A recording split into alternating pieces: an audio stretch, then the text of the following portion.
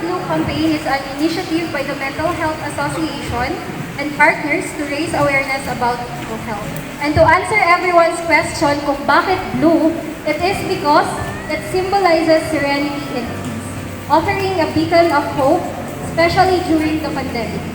This campaign has helped countless individuals and communities by encouraging open conversations about mental health and providing resources for support. So join us in lighting up the world blue and making a difference. So, may we call on Ma'am Ingrid Ojo to do the honor of illuminating the stage blue after the countdown.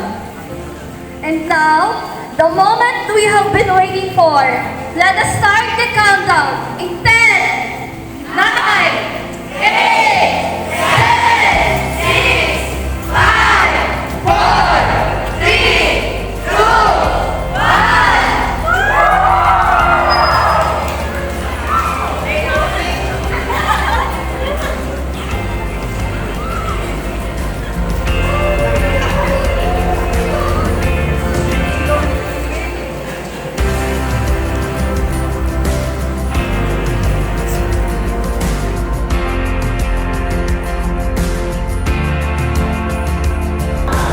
So, ang magiging role natin as a school is to guide our students who are encountering such scenario. That's why we are celebrating mental health.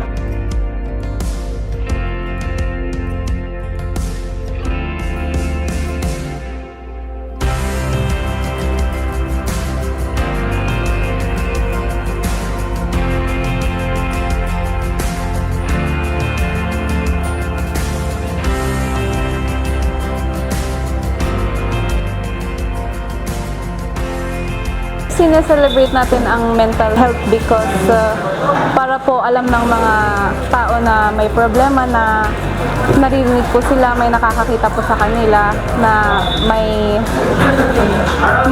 care ang tao sa kanila.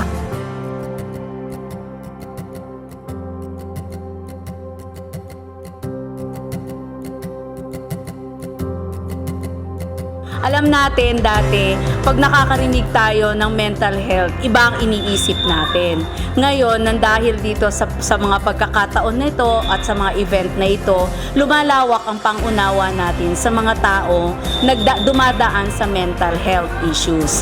So, nagpapasalamat tayo muli dahil meron tayo dito para makita ng mga taong may pinagdadaanan na ganito, na open na tayo. Tinatanggap natin at may solusyon sa bawat problema na tumutukoy sa ating pag-iisip.